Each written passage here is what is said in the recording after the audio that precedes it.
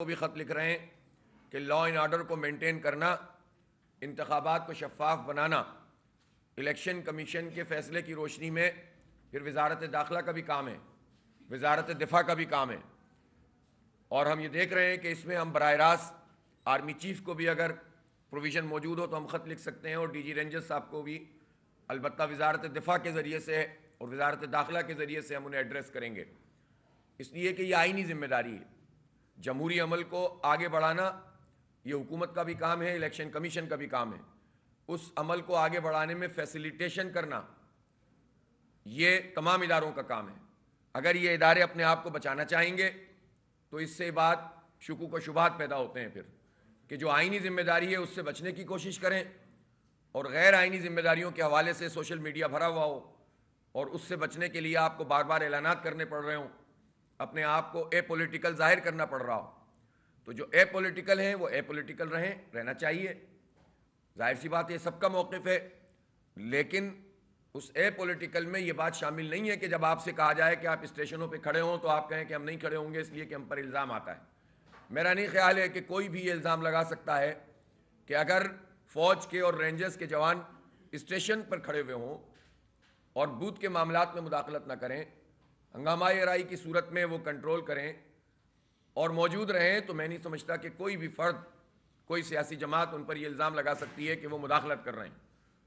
مداخلت تو اس وقت ہوتی ہے جب آپ ریزلٹس میں کوئی چیز کر رہے ہوتے ہیں، جب آپ ریزلٹ کے وقت جو ہے وہ موجود ہوتے ہیں اور چیزوں کو پہ شکایت پیدا ہوتی ہیں، تو وہ تو ہم کہہ ہی نہیں رہے۔ تو آئینی ذمہ داری ہے، قانونی ذمہ داری ہے، جمہوری عمل کو آگے بڑھانا تمام اداروں کا کام ہے، اور الیکشن کمیشن کا فرض ہے، چیف الیکشن کمشنر کا فرض ہے۔ اگر وہ یہ نہیں کریں گے تو اس سے پتہ چلے گا کہ وہ یہاں پر اپنا رول ادا نہیں کر رہے، اور اس کا مطلب یہ ہے کہ وہ طاقتور حکومت اور ان کے جو بھی انہوں نے اپنا سسٹم بنایا ہے اس کے ساتھ مل گئے۔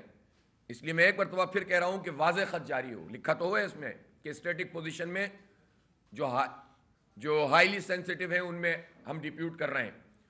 تو ایک تو یہ ہے کہ یہ وہ فورس نہیں ہونی چاہیے جس میں لکھا جاتا ہے یہ فرسٹ ٹیئر ہوگا، وہ دوسرا ٹیئر ہوگا، وہ تھرڈ ٹیئر ہوگا، کوئی ٹیئر ویئر نہیں، سب کو موجود ہونا چاہیے تاکہ اعتماد کے ساتھ لوگ ووٹ ڈالنے جائیں۔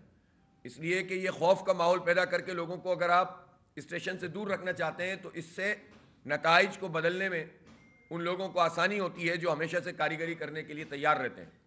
کراچی میں یہ قبضہ سسٹم تو اسٹیشنوں پہ چلتا رہا ہے، طویل عرصے سے چل رہا ہے، اور اس وقت بھی چونکہ وہ دونوں پارٹیاں جو اس میں خاص مہارت رکھتی ہیں، یعنی پاکستان پیپلز پارٹی اور ایم کیو ایم، تو دونوں اتحادی ہیں، دونوں ایک دوسرے کو طاقت پہنچا رہے ہیں، دونوں ایک دوسرے کا خیال رکھ رہے ہیں، دونوں ایک دوسرے کے مینڈیٹ جو ان کے ہاتھ سے نکلتا وہ محسوس ہو رہا ہے، اس کو کسی طرح سے یہ ظاہر کرنے کی کوشش کر رہے ہیں کہ یہ کچھ بھی نہیں ہو رہا اور الیکشن ہی نہ کرائیں۔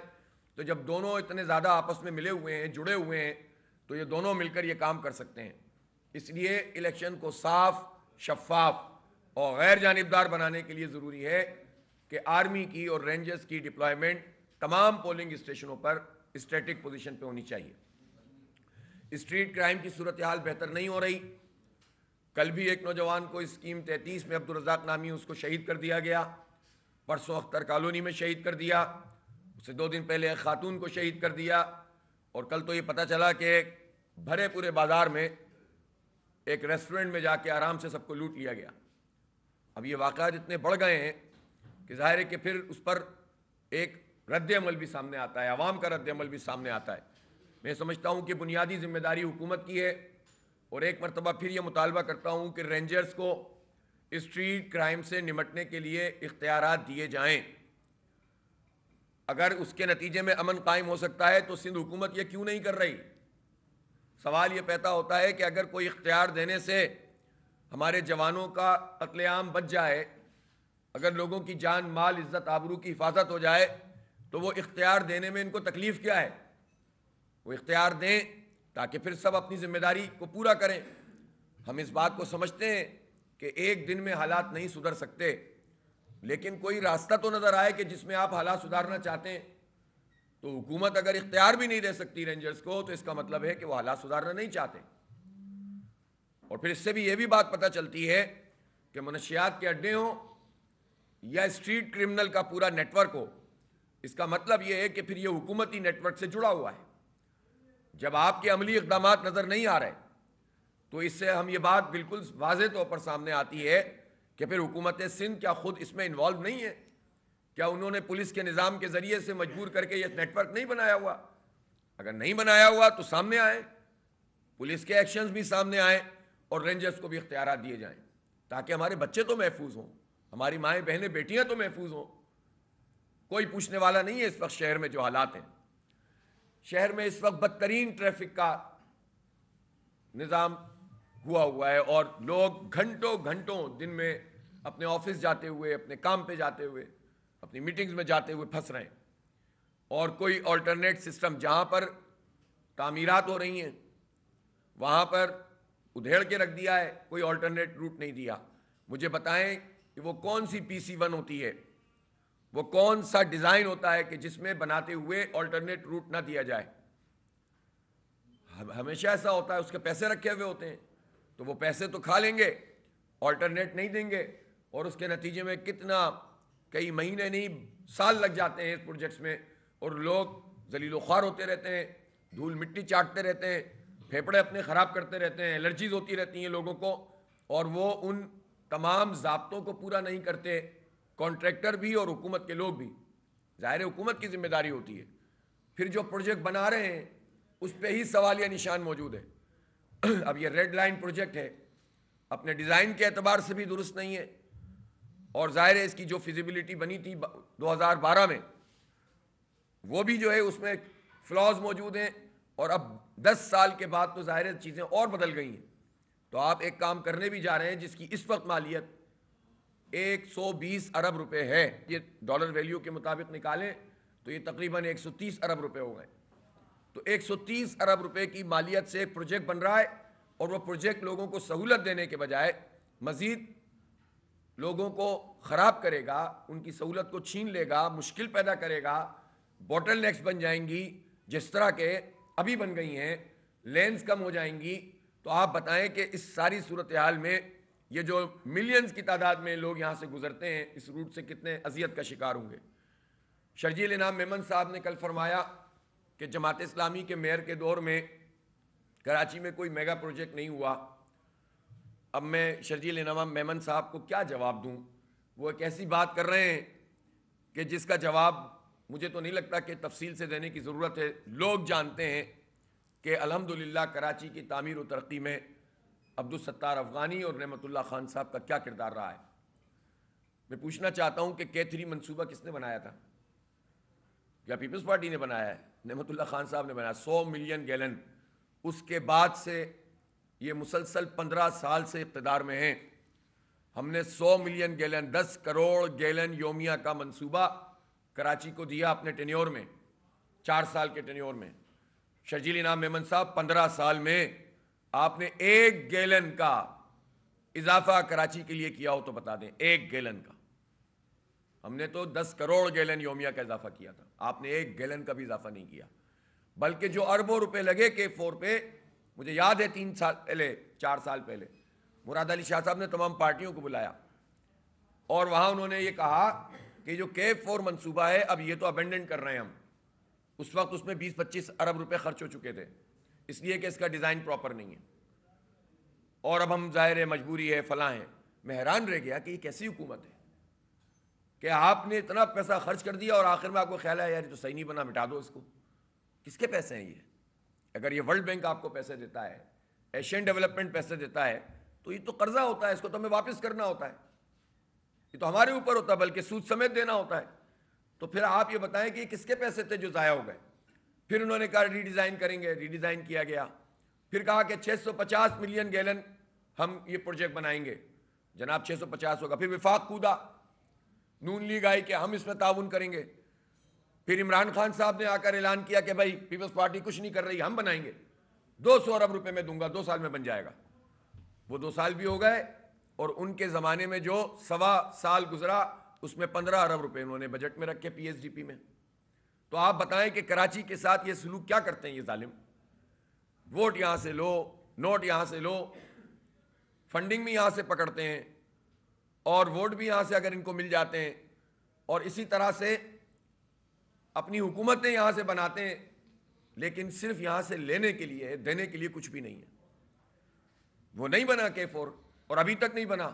اور میں پوچھنا چاہتا ہوں کہ کتنا بجٹ رکھا گیا ہے. اب پتہ یہ چلا کہ جس میں 200 ارب روپے کی بات کی تھی، پہلے تو عمران خان صاحب نے اعلان کراچی میں یہ کیا کہ ہم 650 ملین گیلن بنائیں گے، وہاں جا کے اس کو 260 کر دیا، اسلام آباد جا کے 1/3 تقریباً، اور پھر پیسے بھی نہیں رکھے. اب اس حکومت نے بھی یہی ظلم کیا ہمارے ساتھ. ابھی بھی انہوں نے 15 سے 20 ارب روپے رکھے ہوئے، 5 ارب روپے خرچ کیے ہیں، اور اگلے سال اس کو مکمل ہونا ہے. تو اگلے سال مکمل کیسے ہوگا؟ 120 ارب روپے انہوں نے بتایا کہ 260 ملین گیلن کے لیے 120 ارب روپے چاہیے. 120 میں سے اب تک صرف تقریباً 20 ارب روپے بھی خرچ نہیں ہوئے. تو یہ 100 ارب روپے کہاں سے لائیں گے؟ تو جھوٹ بول رہے ہیں، دھوکہ دے رہے ہیں. پھر میں پوچھنا چاہتا ہوں شرجیل انعام میمن صاحب، آپ ہی بتا دیجئے، کیونکہ آپ ہی کی حکومت ہے وفاق میں بھی، آپ کے 11 وزراء ہیں وفاق میں، اور آپ کے ساتھ اس وقت ایم کیو ایم بھی شامل ہے. تو شرجیل انعام میمن صاحب، ہمیں تو آپ کہہ رہے ہیں ہم نے پروجیکٹ نہیں بنایا، آپ یہ بتائیے کہ آپ نے کیا پانی کا 1% کوٹے میں اضافہ کروا لیا؟ اب تو آپ سندھ حکومت نہیں، اب تو آپ وفاق میں.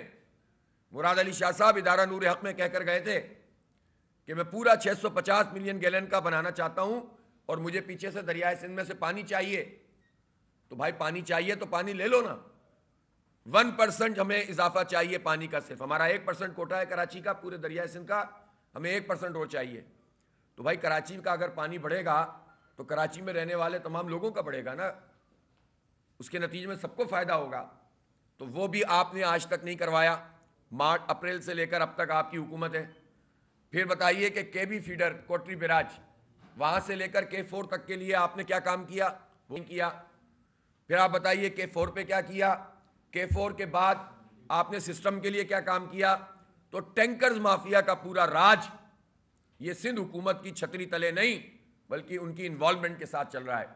شرجیل انعام میمن صاحب، میں آپ کی ذات پر تو کوئی بات نہیں کہنا چاہتا، وہ تو عدالتیں بتائیں گی کہ پانی کے ٹینکوں سے پیسے کہاں سے نکلتے ہیں، ڈرائنگ روموں سے کہاں سے نکلتے ہیں، ڈالر کہاں سے نکلتے ہیں، یہ تو عدالت دیکھے گی.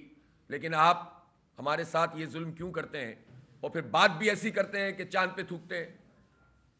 وہ بھائی ایمانداری سے کام کیا ہے، دیانتداری سے کام کیا ہے.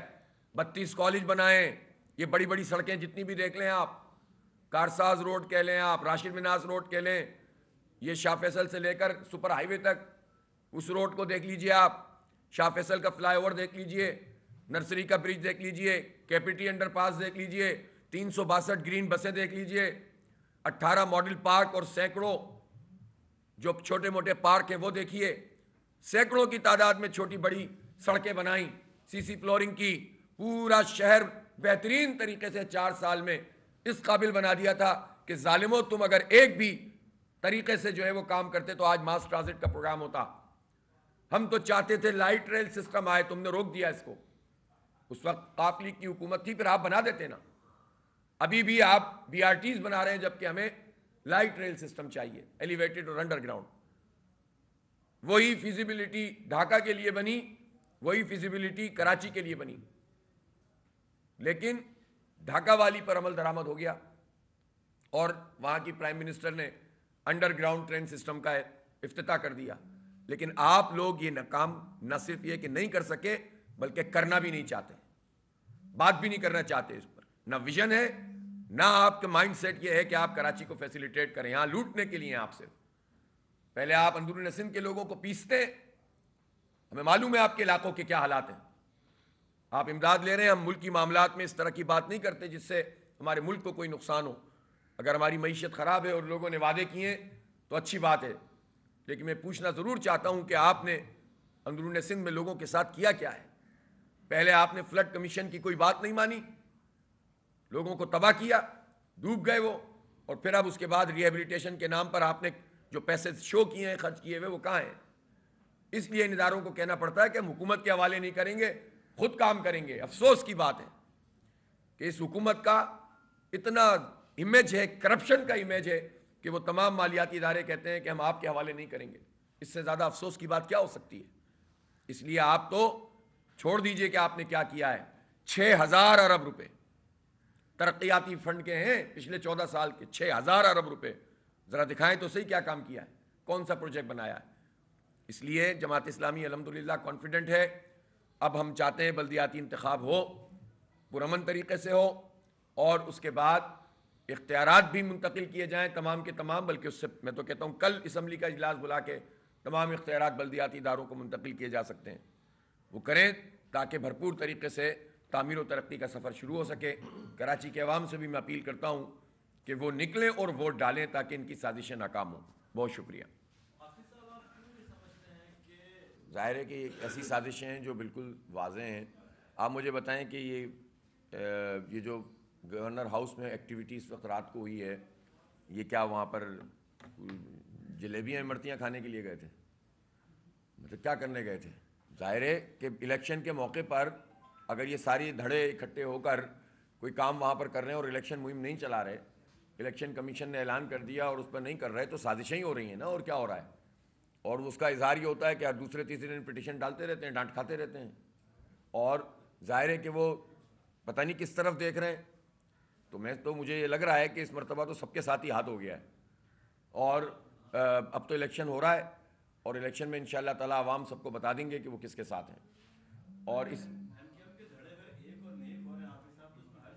نہیں، مجھے تو اعتراض بھی نہیں ہے.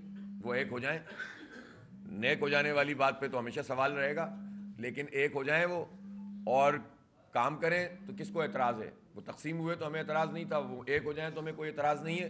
لیکن الیکشن تو ہونے دیں نا. وہ ایک ہونے کو اس سے کیوں مشروط کرتے ہیں کہ الیکشن نہیں ہونا چاہیے؟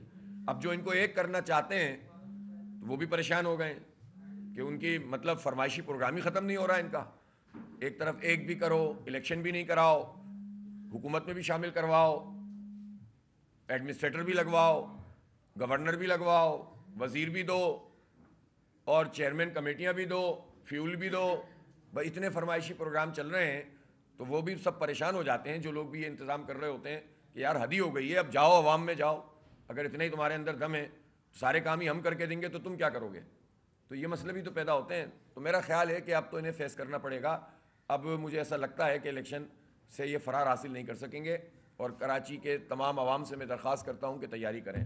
اور آپ نے جو فرمایا ہے طلعت بھائی نے کہ یہ خونی انتخاب ہونے جا رہا ہے جو ایک پارٹی کے صدر نے کہا ہے، دیکھیں اس بات کو تو میں درست نہیں سمجھتا کہ ہم ایسا ماحول کریٹ کریں جس کے نتیجے میں لوگوں میں خوف و ہراس پیدا ہو.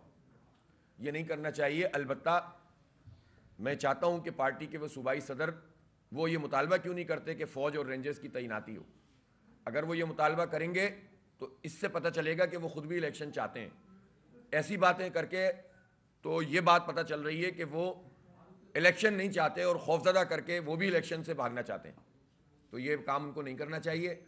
لوگوں کو خوفزدہ نہیں کرو. جو آپ کی ذمہ داری ہے پولیٹیکل پارٹیز کی، وہ مطالبہ کریں، وہ حکومت کو مجبور کریں، وہ امن قائم کرنے کے لیے لکھیں نا ایک خط. تو وہ بھی لکھیں نا الیکشن کمیشن کو کہ بھئی آرمی اور رینجرز کی تعیناتی ہونی چاہیے. بلکہ ان کو تو زیادہ اچھا تجربہ ہے. ان کو تو ہم تو نہیں کہہ رہے بوتھ پہ ہونا چاہیے. اس پارٹی کے صدر کو تو کہنا چاہیے بوتھ پہ ہونا چاہیے، کیونکہ بوتھ پہ ہونے سے انہیں کافی فائدہ ہوا تھا. تو کہیں نا وہ کہ بوتھ پہ ہونا چاہیے، بجائے اس کے کہ وہ کہیں خونی آ رہا ہے، خونی ہو رہا ہے، انتخاب میں یہ ہوگا وہ ہوگا. بھائی کچھ بھی نہیں ہوگا. اگر ادارے اپنا کام کریں، حکومت اپنا کام کرے، الیکشن کمیشن اداروں کو ڈپلائمنٹ کرے، انشاءاللہ کچھ بھی نہیں ہوگا.